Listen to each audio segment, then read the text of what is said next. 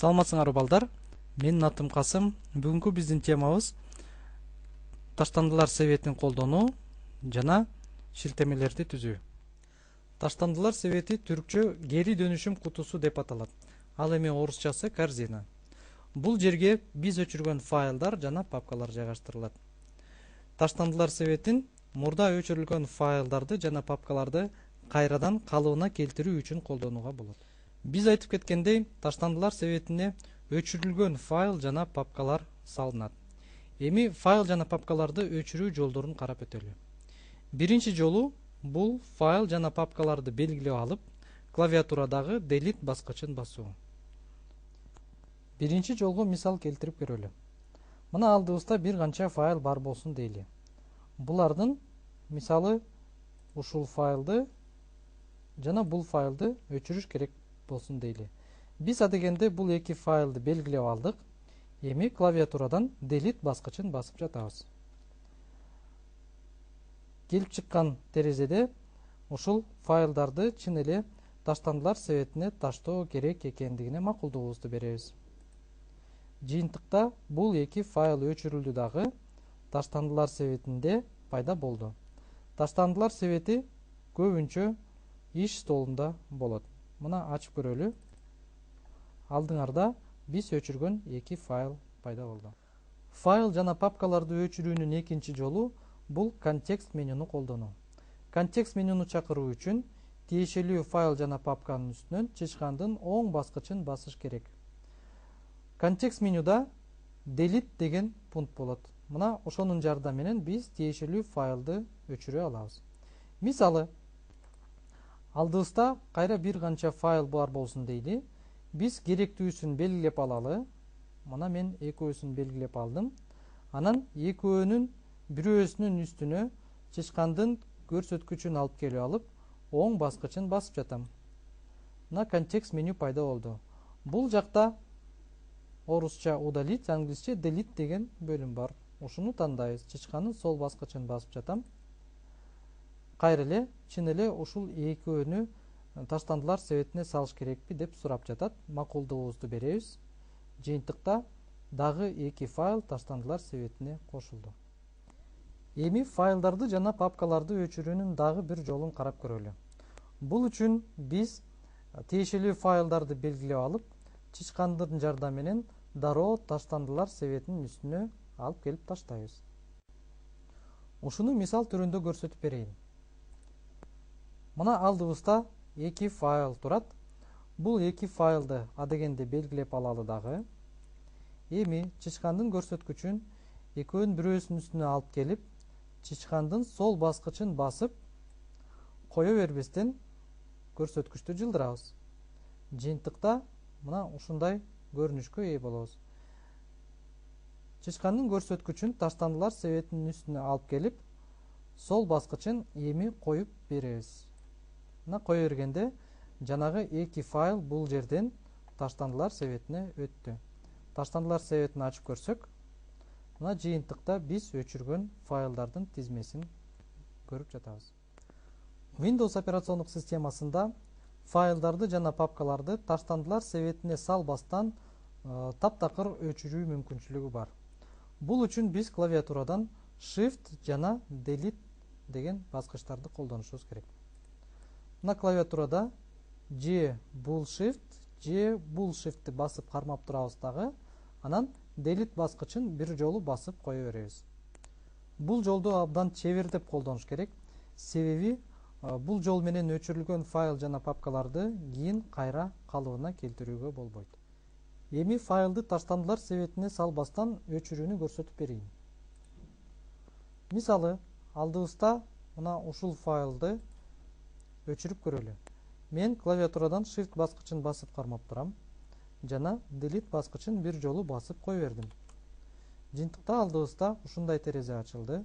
Бул жерден чын эле файлды таптакыр өчүрүп салуу керекпи деп сурап жатат. Макулдугубузду беребиз. Жыйынтыкта биз өчүргөн файл бул жерден жок болду.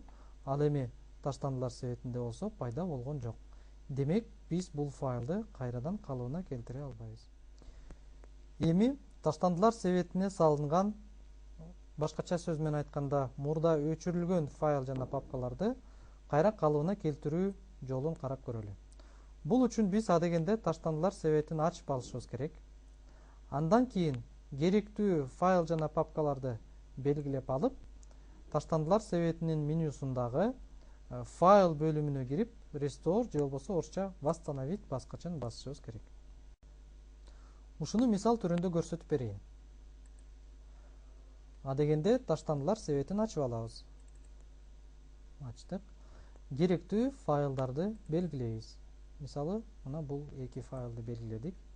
Эми менюнун файл бөлүмүндөгү калыбына келтир, восстановить баскычын басабыз. Жыйынтыкта ал эки файл таштандылар себетинден жоголду дагы өзүнүн мурдагы ордунда пайда болушту. Эми таштандылар себетин бошотуу жолдорун карап көрөлү. Бул үчүн адегенде таштандылар себетин ачып алып, менюнун файл бөлүмүндө таштандылар себетин бошот, орусча айтканда очистить корзину дегенди тандоо керек. Бул учурда эске алчу нерсе, таштандылар себетин бошоткондон кийин анда мурда жайгашкан файл жана папкаларды калыбына келтирүүгө болбойт. Муну мисал түрүндө көрсөтүп берели. Мына алдыбызда таштандылар себети ачык турат. Биз менюнун файл бөлүмүнө кирип, таштандылар себетин бошот же болбосо очистить корзинаны басып жатабыз. Чынында эле ушул файлдарды таптакыр өчүрүү керекпи деп сурап жатат. Макулдугубузду беребиз. Мына жыйынтыкта бардык файлдар компьютерден таптакыр өчүрүлдү. Эми биз аларды кайра калыбына келтире албайбыз. Анда эмесе бүгүнкү биздин темабыздын экинчи бөлүмүнө өтөлү. Бул бөлүмдө биз шилтемелер жөнүндө сөз кылабыз. Адегенде шилтеме түшүнүгүнө токтолуп кетели. Шилтеме бул кандайдыр бир файл же папканын адресин сактап турган объект. Кээде шилтемени файл жана папкага көрсөткүч деп да атап коюшат. Шилтеменин түркчөсү кыса жол, ал эми англисчеси shortcut. Орусча шилтемени ярлык деп аташат. Шилтемени басканда ошол шилтеме көрсөтүп турган файл же папка ачылат. Эми шилтемени түзүү жолдоруна кайрылалы. Шилтемени бир нече жол менен түзсө болот. Алардын бирөөсү тиешелүү бир файл же папканы белгилеп алып, үстүнө чычкандын көрсөткүчүн алып келип, анын оң баскычын басканда пайда болгон контекст менюдан create shortcut'ты басуу. Мисал түрүндө көрсөтүп берейин. Мына алдыбызда бир нече файлдардын бирөөсүн тандайлы дагы, чычкандын оң баскычын үстүнө басабыз. Орусча создать ярлык, шилтемени түзүү. Басканда жыйынтыкта алдыбызда мына шилтеме пайда болду. Шилтеменин өзгөчөлүгү, анын сүрөтүн карасаңар, бул жерде ушундай көрсөткүч бар. Өзүңөр көрүп тургандай, Windows операцион системанын шилтемени шилтеме экендигин көрүп, анын өлчөмү болгону 2 килобайт экендигин көрсөтүп турат. Ал эми шилтеме көрсөтүп турган файл болсо, өзү мына 50 килобайт орун ээлеген. Шилтеменин кайсыл файлга көрсөтүп турганын көрүш үчүн үстүнө чычкандын оң баскычын басып, анын касиеттерин көргөнү тандайбыз. Мына бул жерде ушул шилтеме кайсыл файлга көрсөтүп тургандыгын көрсөк болот. Эми шилтемени түзүүнүн дагы бир жолун карап көрөбүз. Бул үчүн биз Windows операцион системасынын жардамчысын колдонобуз. Мисалы, файл же папкалар көрсөтүлгөн бир терезени ачып туруп, ал жерден бош жерине чычкандын оң баскычын басабыз. Пайда болгон менюдан жаңыны түзүү деген бөлүмдү ачабыз дагы. Бул жерде ярлык, шилтеме деген бар. Муну басабыз. Алдыбызда Windows операцион системасынын жардамчысы ачылды. Адегенде биз шилтеме кайсыл объектке көрсөтө тургандыгын көрсөтүшүбүз керек. Бул үчүн бул баскычты басабыз дагы, бизге керектүү бир файлды тандайбыз. Мисалы, алдыбызда ушундай бир файлды көрсөтүп көрөлү. Кийинки кадам шилтеменин атын көрсөтөбүз. Мисалы,